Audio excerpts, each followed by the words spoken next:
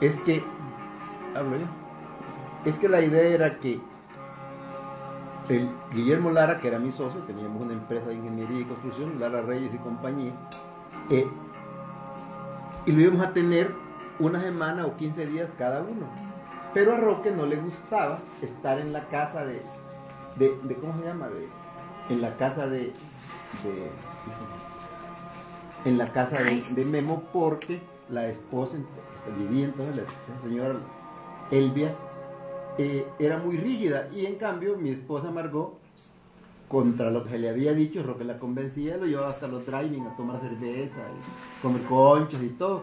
Me contaron que una vez en una esquina se toparon con el presidente, con Julio Rivera, que les quedó viendo, y entonces Roque le dijo: coronel, buenas noches. Y entonces el coronel Rivera, que es el presidente, que se suponía andaban siguiendo a Roque por todos lados, le dijo: mucho gusto, joven. No lo conoció. Ese era Roque, ¿no? Un tipo corriente. Y de ahí salió Roque de mi casa se fue Roque a Guatemala, de Guatemala a México, de México entiendo que a Cuba, y de ahí a ¿cómo se llama? A Praga, a Checoslovaquia entonces, porque él estaba ya como representante de la revista, una revista del Partido Comunista, que no me acuerdo cómo se llama, pero que era muy importante. Luego, cuando yo salí exilado, Roque encontró medio, cuando yo estaba en México, de enviarme recortes. Bueno, me los mandó con una poeta, esposa de un gran poeta, por cierto, también ella, de Efraín Huerta. Y me los mandó con ella, y luego Roque en 1974 vino a México. Y de las salvadoreñas que vio, solo fue a Breni Cuenca y a mi persona. Yo ahí le presenté al mayor Guardado, y él convenció, y él me dijo que lo convenciera para que le fuera a dar a los del ERP, al Ejército Revolucionario del Pueblo, que fueron los asesinos de Roque, que le fuera a dar un curso de Estado Mayor.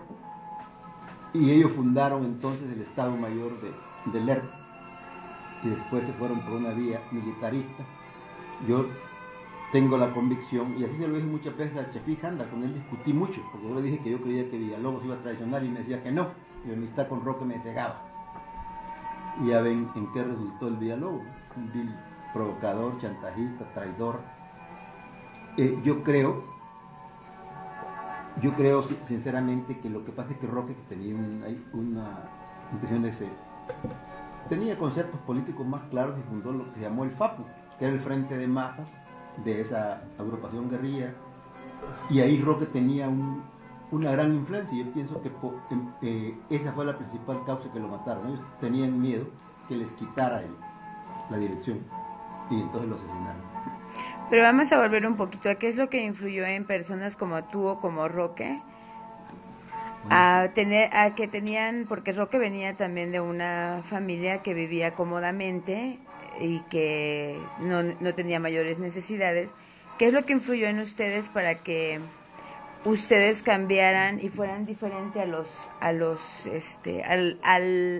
la generación de ustedes? Bueno, en la generación de nosotros hubo mucha gente de izquierda. Claro, había gente de derecha como siempre, sobre todo por la gente acomodada, no quiere ver los problemas sociales.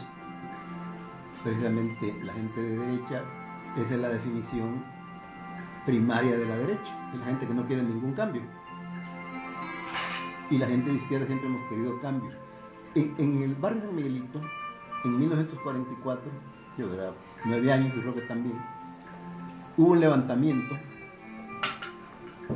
y ahí pelearon estudiantes y profesionales con los cuerpos represivos, con la Guardia Nacional, con la Policía de Hacienda y con la Policía Nacional.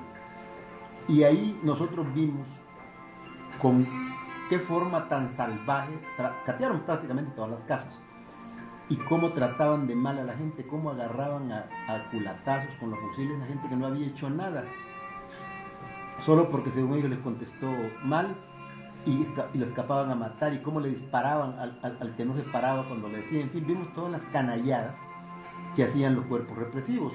Eso es posible que ya nos haya influido, pero además uno no puede, a menos que sea una persona deshumanizada, estar al margen del contexto en que vive, la miseria, la forma en que los oligarcas trataban a los campesinos. Me recuerdo que siempre que venía la corta de café, en cada región se reunían para ver cómo le iban a robar a los campesinos. Les pagaban una miseria, pero como estaba de estajo, trataban de robarles. Y les iban a robar con la báscula o con una cosa que le llamaban el palito, porque también se pagaban por volumen a veces. Entonces todas esas cosas, pues solo que uno fuera muy insensible, muy duro de corazón. Es ridículo cómo muchos de esos reaccionarios que después anduvieron asesinando gente con los escalones de la muerte se dicen cristianos, ¿verdad? Y hicieron fiesta y habían dado dinero para que mataran a Monseñor Romero, al que Motila, ese papa miserable, le dijo que le hiciera caso a la derecha del país, que era la buena, ¿no? Ese mismo que reprendió también a Cardenal porque era ministro de Cultura de los sandinistas. Ese era cristiano, ese papa, háganme el favor.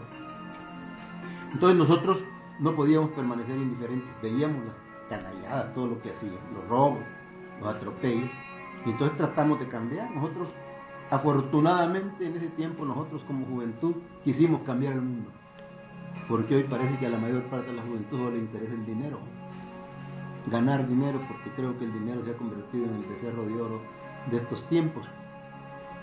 Es el máximo valor, el máximo interés de la mayor parte de la gente.